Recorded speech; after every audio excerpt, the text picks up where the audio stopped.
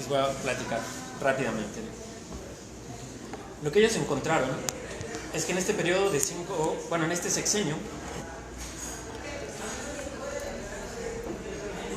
registraron 473 personas LGBT que fueron asesinadas en México. Y esto es muy importante por motivos relacionados a la orientación sexual o a la identidad o expresión de género percibida de las víctimas. Es decir, que lo que registran los medios probablemente no coincida con la forma en que la persona se asumía o vivía, su realidad, ¿no? Pero de todos modos, ellos hacen este registro de acuerdo con la información vertida en los periódicos. Esta cifra significa que en este periodo, al menos 79 personas LGBT fueron asesinadas y que hubo 6.5 homicidios por mes. O sea, parece poco, ¿no? 6.5 por mes, pues no es tanto, ¿no?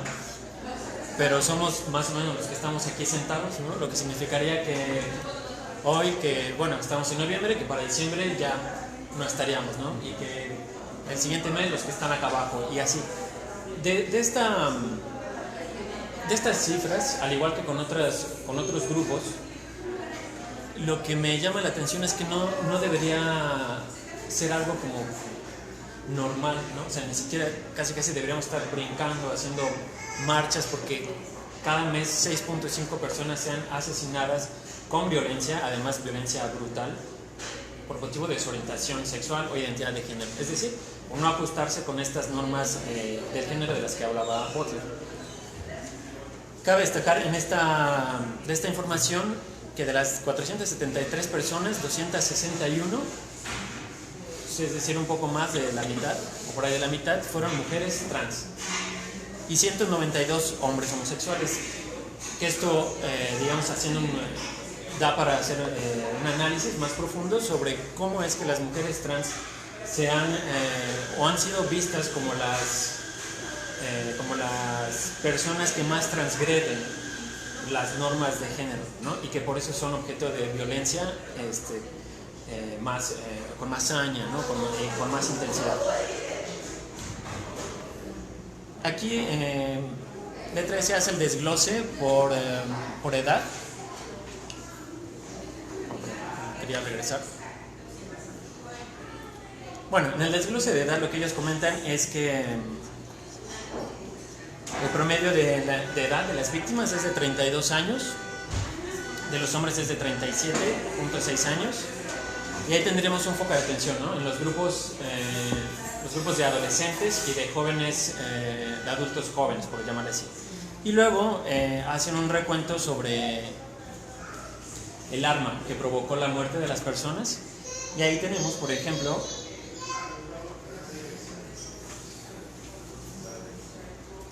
que 142 personas fueron ultimadas con arma blanca o filosa, es decir, cuchillos, navajas, machetes, en un tercio de los casos. 139 de estos 473 fueron ejecutadas con armas de fuego. 50 por asfixia o estrangulamiento con lazos, cables o cinturones. 49 fueron golpeadas con piedras, tubos, palos, bates de béisbol y otros objetos similares. 38 debido a la fuerza física de homicidas y 7 atropelladas o rematadas por un vehículo.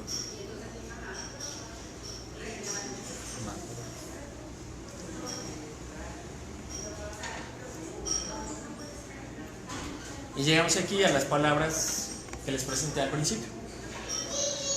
Esta es la forma en la que encontraron los cuerpos, descuartizados, calcinados, golpeados, atados, en descomposición. Llama la atención que la mayoría fueron encontrados, parece obvio, pero no, apuñalados, 108 personas. Pero esto, lo que señalan ellos en el informe es que muchas de las heridas con arma blanca suceden después de que el sujeto pierde la vida, que es lo que nos da indicios de que hay un crimen de odio, ¿no? Es decir, que después de acabar con la vida de esta persona hay una intención de seguir provocando daño, de seguir dejándola marcada.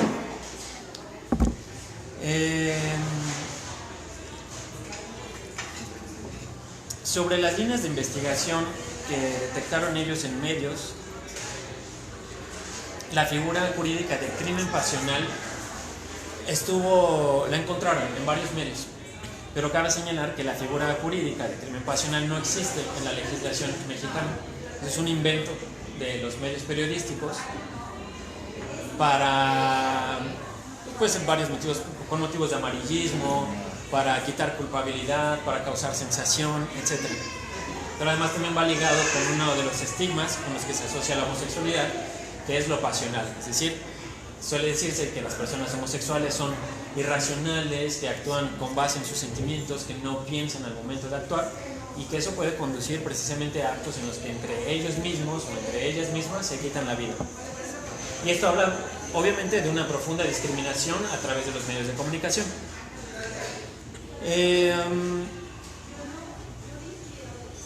Como ven, ahí también está el crimen de odio, que vamos a hablar un poquito también de eso, pero no lo encontraron tanto en las notas, ¿no? Sigue prevaleciendo la cuestión del crimen pasional. También hubo otras cuestiones como asalto, homicidio simple, por supuesto también hubo muertes vinculadas con crimen organizado, es decir, no solamente las personas LGBT mueren por cuestiones de homofobia, ¿no? Aquí hablaríamos también de que en México estamos viviendo unas cuestiones de violencia estructural que además se ligan, ¿no?, con otras fuentes. Pero bueno, para objetos de este análisis vamos a centrarnos en lo que tiene que ver con crímenes de odio por homofobia.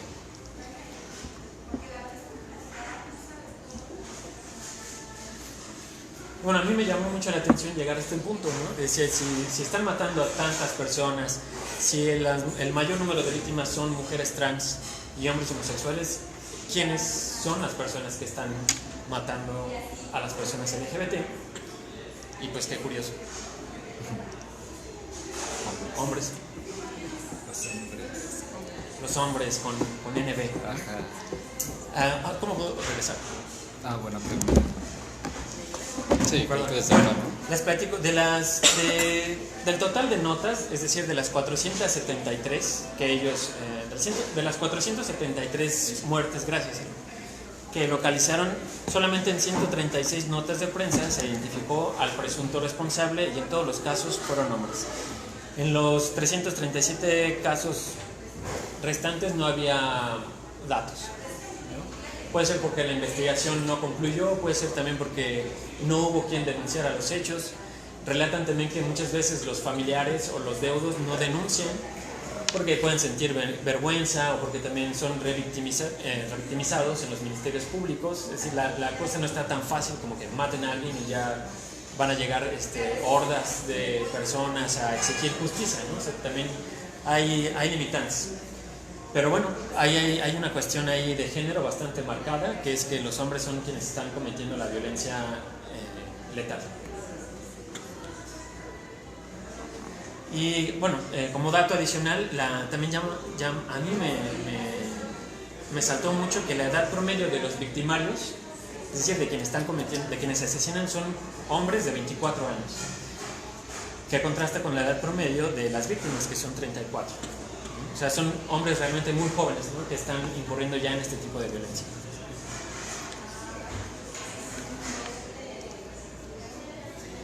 Y bueno, luego este repaso estadístico, por sugerencia de mi marido, hice una lectura de un texto de Sara Ahmed. Sara Ahmed es una escritora feminista y académica independiente. Ella trabaja en la intersección de los estudios feministas, de raza y teoría. Pero antes de pasar a lo que expone Sara Ahmed en este texto, que se llama La organización del odio, que está publicado en La política cultural de las emociones, me gustaría leerles una declaración que hace Alicia Valle, que es madre de Francisco Estrada Valle, un hombre homosexual que fue víctima de un asesinato de este tipo, con violencia brutal. Y ella es una activista muy importante que estuvo, digamos, dirigiendo la mirada a cómo se imparte justicia de manera negligente y con base en prejuicios.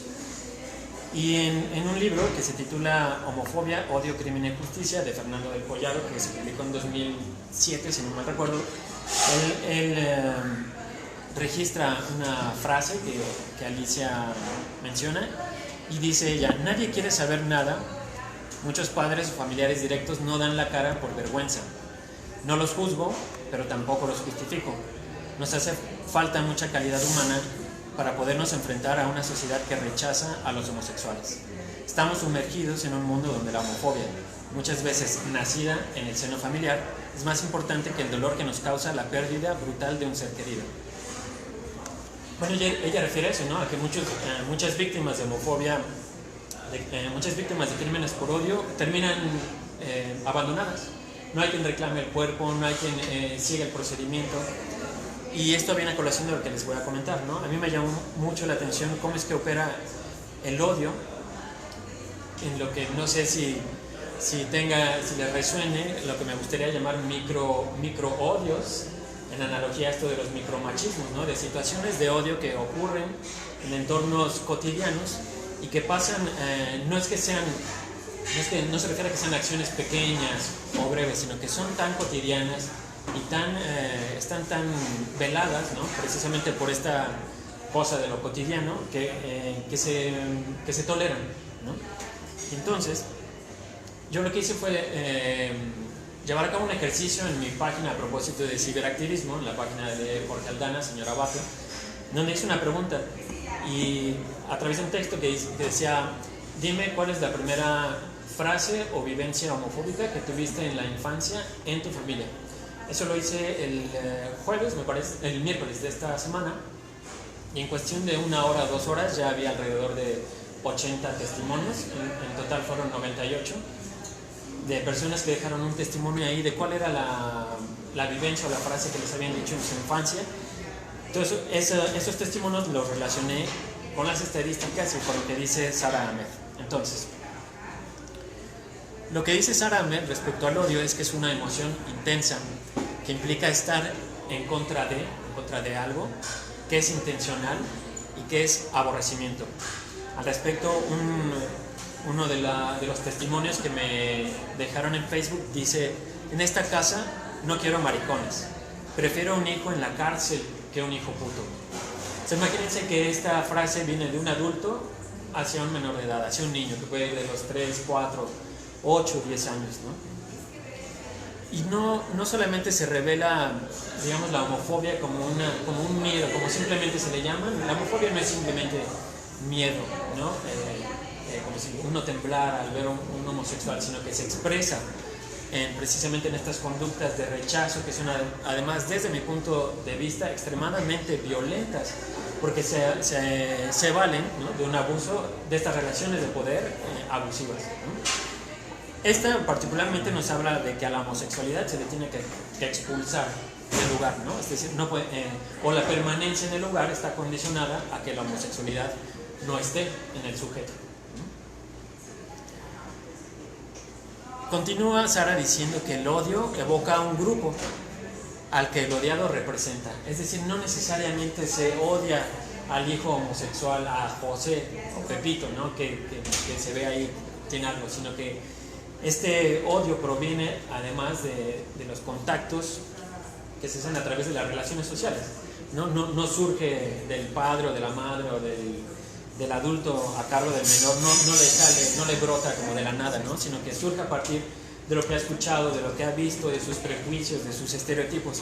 Entonces aquí, al decirle, por ejemplo, al niño, a los 4 años me llevaron al especialista porque solo jugaba con niñas, ¿no? O sea, lo que está tratando de develar, bueno, lo que a mi modo de ver devela esto es que hay una figuración de malestar en el niño o en la niña, ¿no?, que no es heterosexual, es decir, o está enfermo, está poseído, alguien lo está mal influenciando, de tal modo que lo que yo veo afuera, o lo que no quiero para mí como padre o madre heterosexual, estoy viendo que se puede presentar en mi hijo y lo quiero erradicar, ¿no? O sea, hay algo mal en él y no lo quiero. Este comentario, esta aportación de Sara la dividí en 2 partes. En la primera ella dice: el odio no solo funciona para establecer la identidad de quien odia. Al respecto, capturé estas 3 frases que decían, que me llamó mucho la atención porque se repetían así: parece que te robaron las sandías, me lo dijo una tía, porque yo traía una mano en la cintura. Otra: camina como hombre, un recuerdo muy antiguo de mi padre. Y una persona distinta: ¿dónde dejaste las sandías? Párate bien. que le decían los tíos y las tías, ¿no?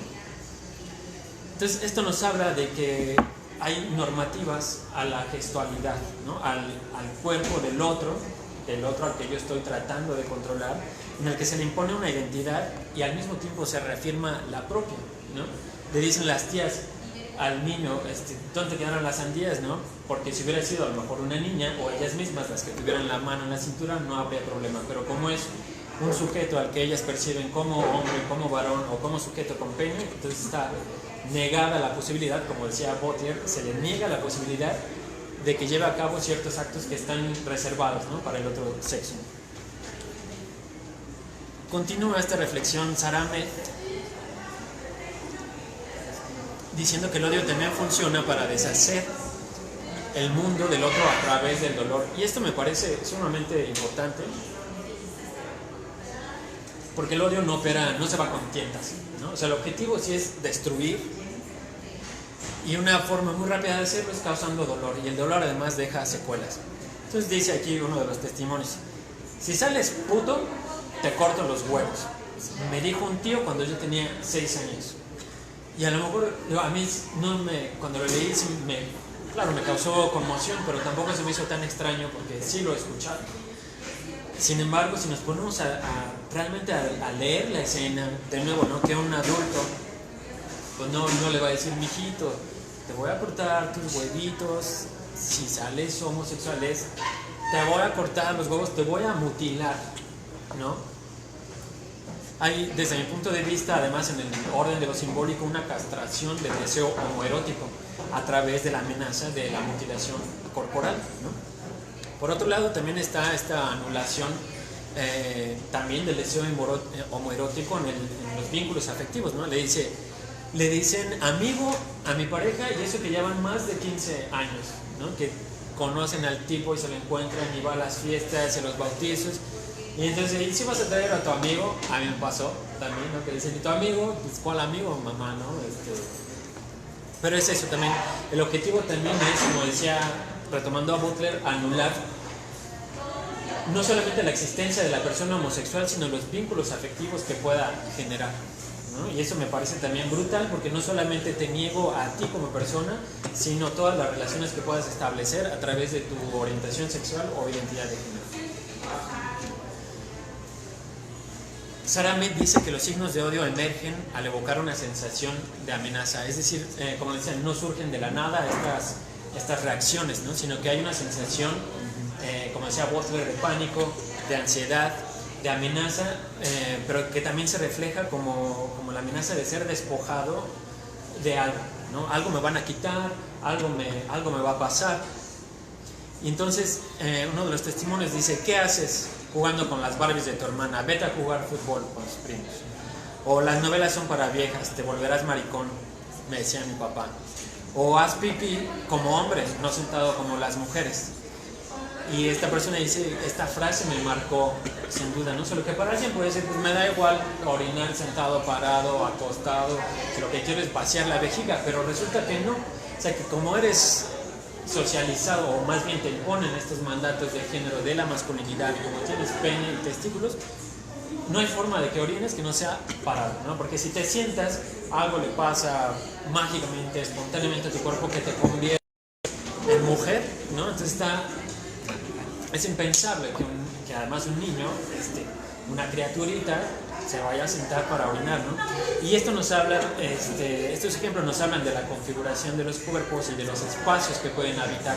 Es decir, si aquí hubiera solamente migitorios, pues una mujer no podría, a menos que tuviera ya estos dispositivos, que además también es una transgresión a los espacios de los hombres, ¿no? Pero está muy claro, ¿no?, como lo que una persona, en función de sus genitales, ni siquiera es como de todo el aparato, ¿no? Nos interesa más saber qué hay entre las piernas, para saber qué puede hacer, a qué lugares puede acceder, qué actividades puede llevar a cabo sin que esté transgrediendo normas.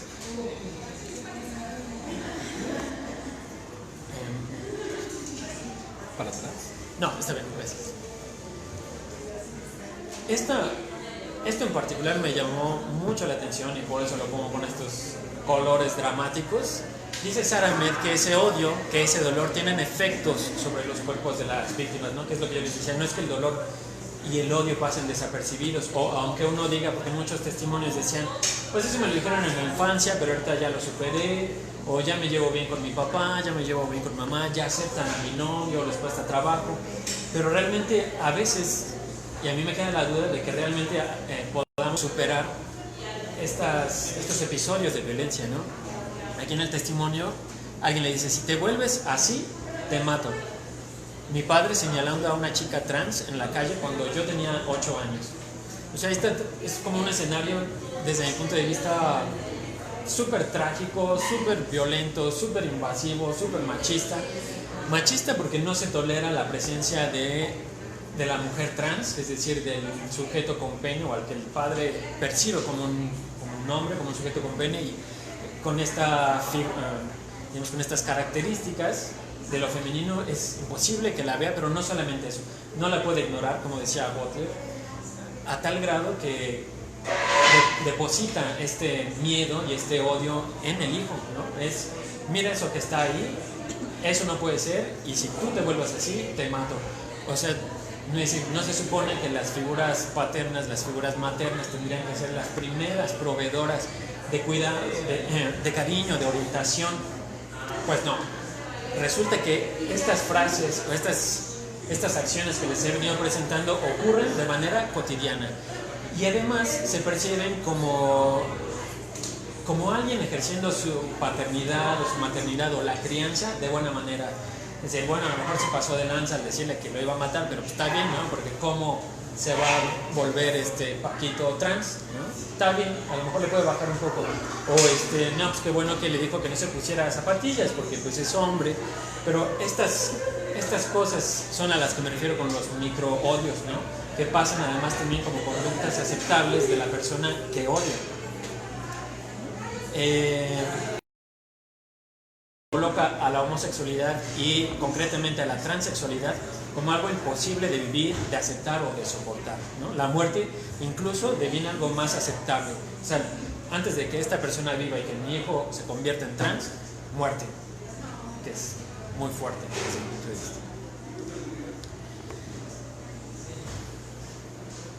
La violencia como una manifestación del odio en contra de la persona odiada es una manera de fijar también la identidad. Y entonces también en las dinámicas que tienen los menores de edad con con el primo, la prima, digamos con gente del barrio que son más o menos de la edad, se dan este tipo de dinámicas, ¿no? Que le dicen, no llores, dale sus putazos, los hombres peleamos, no lloramos, me lo dijo un tío. Pero a mí también me lo dijeron tíos, compañeros de la escuela, vecinitos, ¿no? Que están de nuevo estos mandatos de la masculinidad, ¿no? El hombre resuelve sus problemas a chingadazos, no hay posibilidad de diálogo, porque además al momento de exhibir esta fuerza física, que además ya vimos que ha conducido a asesinatos, esta fuerza física parece como constitutiva de la identidad masculina. Y si no está presente, no eres hombre. Y si no eres hombre, no eres parte de nosotros, de este grupo de los hombres. Y si no estás con nosotros, estás del otro lado. Y si estás del otro lado, te vamos a chingar, te vamos a matar, te vamos a excluir, te vamos a discriminar. Y se dan estos juegos, ¿no? En los que aparentemente no soporto la homosexualidad o la amenaza de la homosexualidad, pero no la suelto, ¿no? O sea, no puedo, como decía Botel, no puedo ignorarlo. Entonces, de todos modos, me sigo juntando con mi primo el putito, aunque no lo tolere, pero entonces ya tengo a alguien a quien chingar. Y prefiero, como dicen, ¿no? Prefiero que lo estén molestando él o yo molestarlo para que yo no sea objeto también, ¿no? de las violencias. Entonces se hace ahí una especie de dinámica en la que el sujeto que odia necesita del sujeto odiado para constituir su identidad.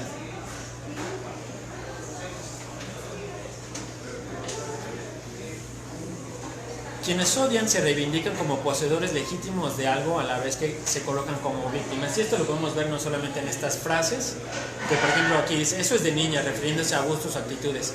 Pero la más fuerte fue la respuesta de mi padre cuando salí del closet. El papá le dijo, es lo único que me faltaba para que mi vida fuera una mierda. O sea, quién sabe qué chingados le pasó al papá en su vida, que lo que él ubica que, o sea, la gota que derrama el vaso es que el hijo sea homosexual, y entonces no hay nada peor en su vida que la homosexualidad del hijo, pero además es de nuevo depositar toda esta carga negativa hacia la persona que odio, ¿no? Como para culparla de lo malo que me pasa a mí. Y entonces, como tiene la culpa, tengo que someterla, dominarla, violentarla.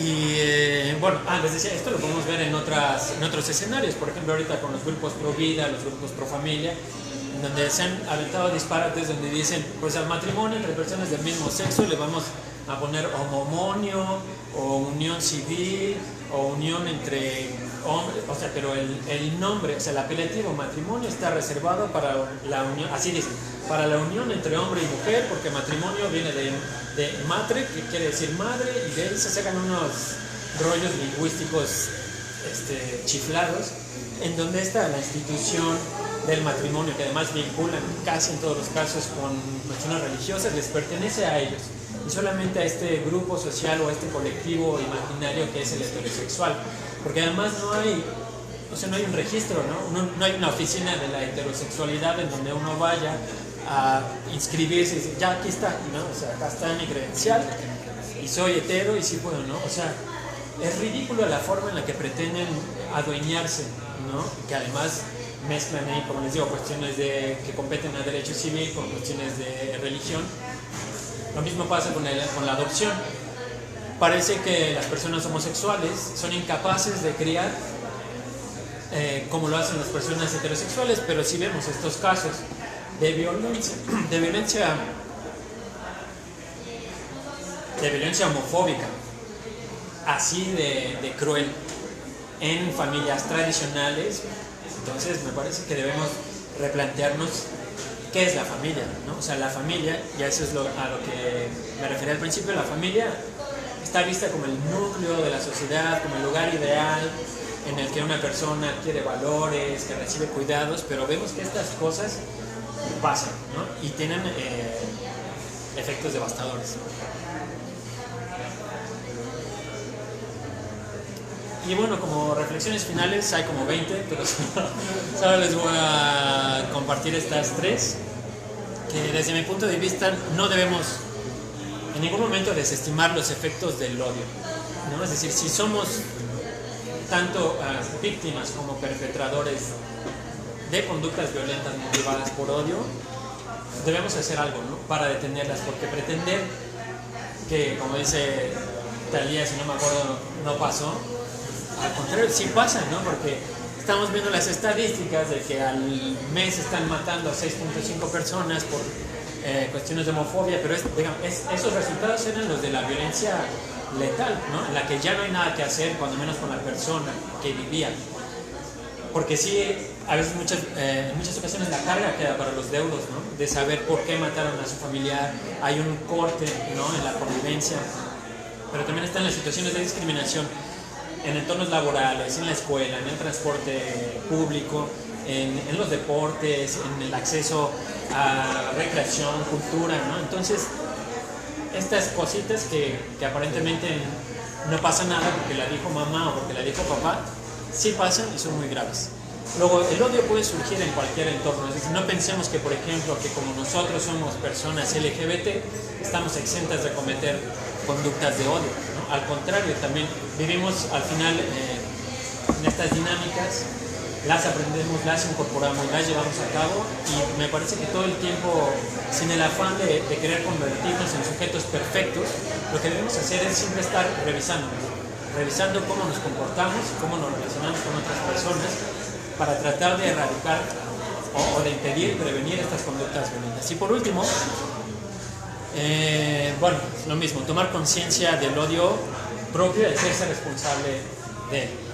Acudir a terapia, acudir a grupos, consultar especialistas, acudir a literatura, qué sé yo, ¿no? O participar en estos espacios, ¿no? Para seguir discutiendo lo que ocurre por hoy. Y con esto termino. Gracias.